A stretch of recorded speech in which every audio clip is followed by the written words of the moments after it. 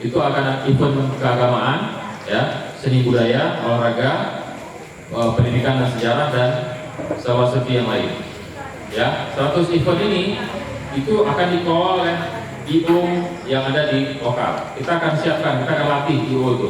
Siapa yang kreatif, ya, siapa yang mampu, nanti dia yang kelola. Tapi prinsip dasar menyelesaikan korupsi itu ibarat filosofi orang mandi. Ya, kita membersihkan diri mandi itu kan kita guyur air itu kan dari atas, dari kepala dulu, baru ke bawah. Yang mana Pak Mama kan?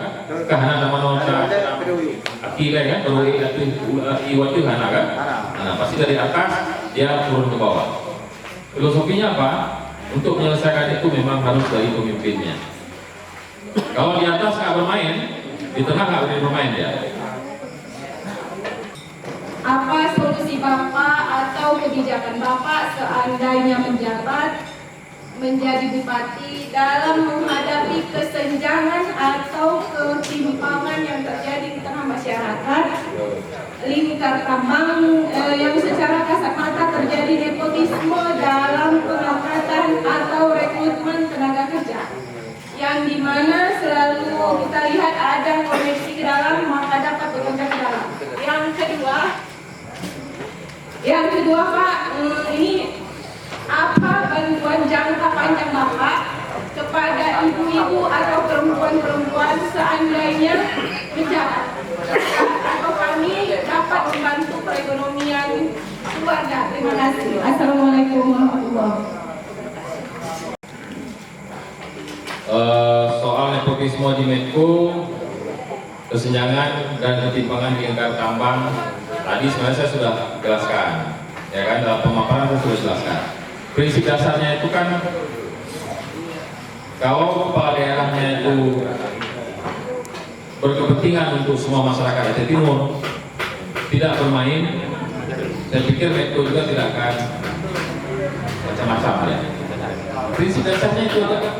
Ya, insya Allah apabila Allah izinkan, untuk ibu-ibu ini kita ada program pemberdayaan UMKM berbasis ibu-ibu.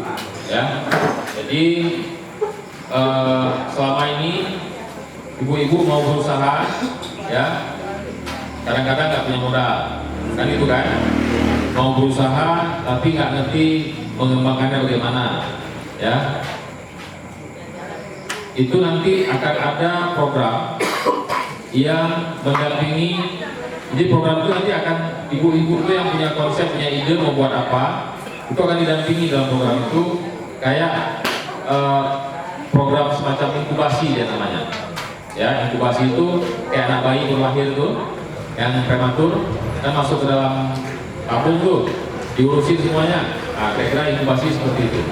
Jadi dari ide produk misalnya apa, ini tetap nanti berdasarkan sektor basis ya.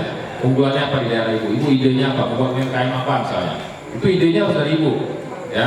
Nanti ibu didampingi, kemudian diajari bagaimana mengelolanya, kemudian dibantu misalnya membuat brandingnya, kemasannya, kemudian ibu dibantu sampai dengan pemasarannya, ya. Pemasarannya kalau dunia sekarang zaman udah canggih, kita jangan berpikir memproduksi barang di Juluk tapi dijual untuk masyarakat Juluk.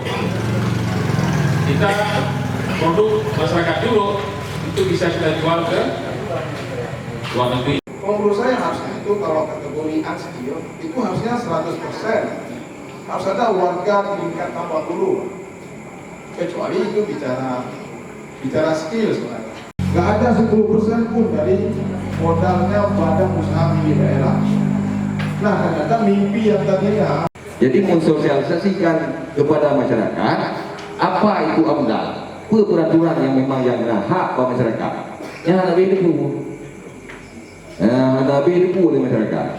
Sedangkan sesuai, sedangkan dari memang dari pihak yang berkuasa, apabila memang bapak sebagai penguasa nomor 1 itu, insya Allah mereka benar. Ini sedikit bang tentang keresahan pemuda. Jika Bang Dani terpilih sebagai bupati, bagaimana cara menghilangkan budaya persyaratan dari perusahaan yang meminta pengalaman kerja terhadap camat? Ada hanya di tempatan kerja apa yang lama? Untuk menjadi bupati dari Timur. menjadi pertanyaan bagi saya untuk perencanaan pembangunan wilayah itu ada 3 yang harus dikembangkan, terutama misalnya komoditi yang pertanian, kemudian industri dan jasa. Jadi apabila dikembangkan cuma hanya pertanian atau perkebunan saja, sehingga komoditi itu akan ditampung oleh Sumatera Utara. Itu yang terjadi saat ini. Kemudian Bapak terpilih jadi bupati. Kami sebagai masyarakat, baik di Lingkar Tambang maupun di semua kecamatan yang ada di Kabupaten Jawa Timur, sangat mengharapkan Bapak bisa memajukan industri-industri, membangun industri-industri untuk menampung tenaga kerja, sehingga tidak terjadi kecemburuan sosial apabila pemerintah menaikkan untuk memperoleh pendapatan melalui pajak, baik BPN maupun BPH, karena kami semua digaji, ada pendapatan, jadi semua mata barang terjangkau untuk kami beli. Bukan aksi damai untuk menuntut hak-hak kami sebagai masyarakat Lingkar Tambang. Dan apabila ini insya Allah terlaksana, bagaimana pendapat Bapak? Apakah ini kami jalankan lebih dahulu ataupun kami harus beraudiensi dulu dengan Pemda Aceh Timur? Dinamika yang ada di masyarakat Lingkar Tambang, Metro ini dan dulu secara umumnya, kita sudah bedah semua tadi. Kita sudah kita diskusikan semuanya. Satu poin yang untuk bisa diselesaikan, kita harus pegang kekuasaan dulu. Misalnya kekuasaan, anak kewenangan, hanya tak perlu nanya.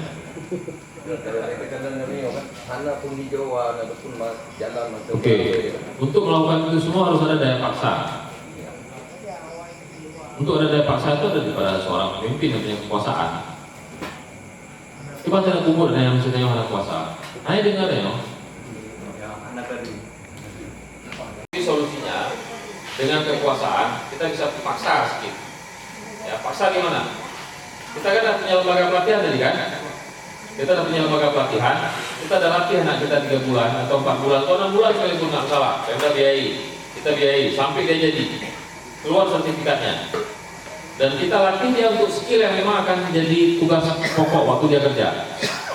Itu kalau dia nggak menerima, itu baru main-main.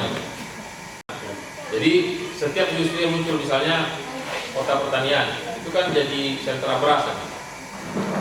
Beras itu kita juga bukan hanya jual padi kayak sekarang, bukan jual gabah, tapi posisinya kan jual beras misalnya. Atau beras itu kita hasilkan jadi tepung saja.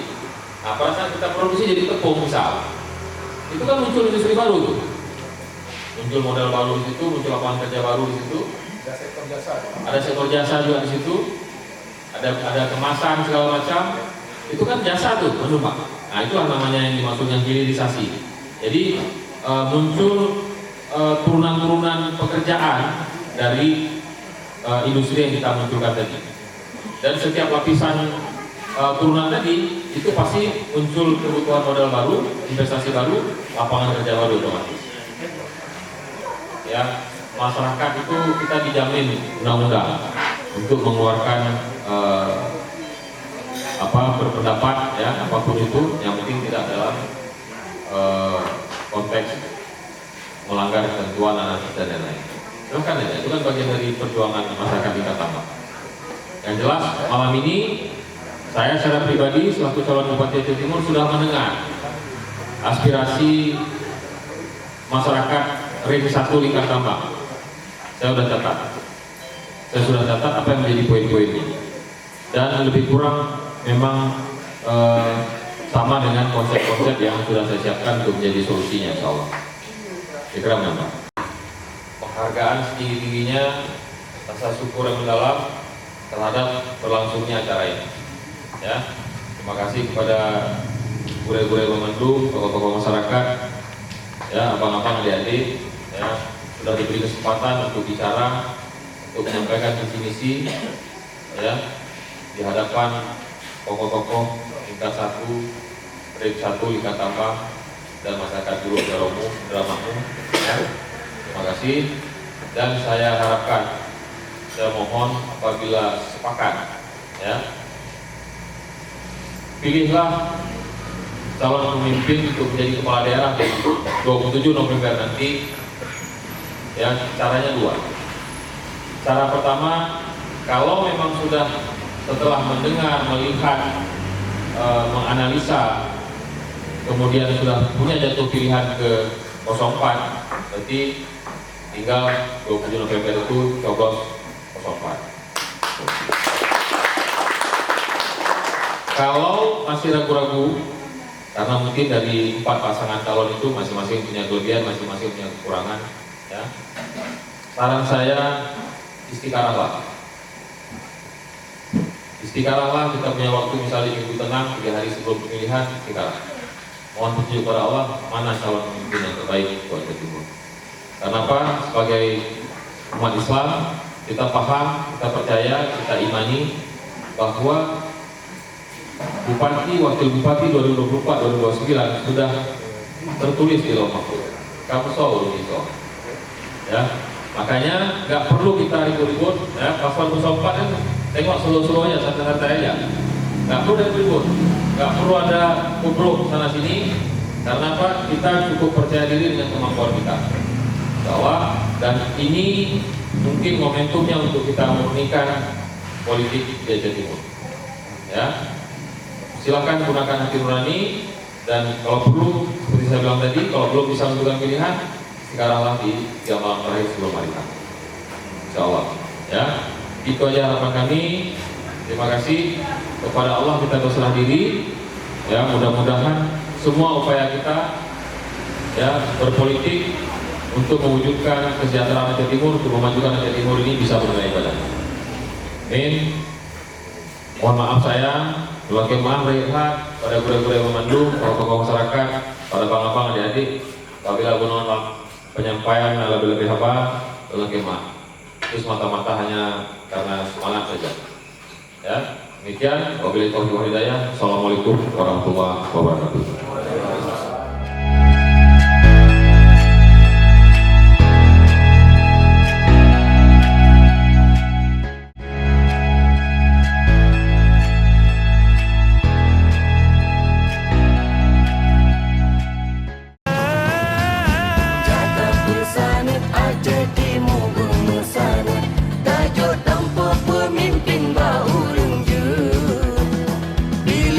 Firman dan dengan abadi arah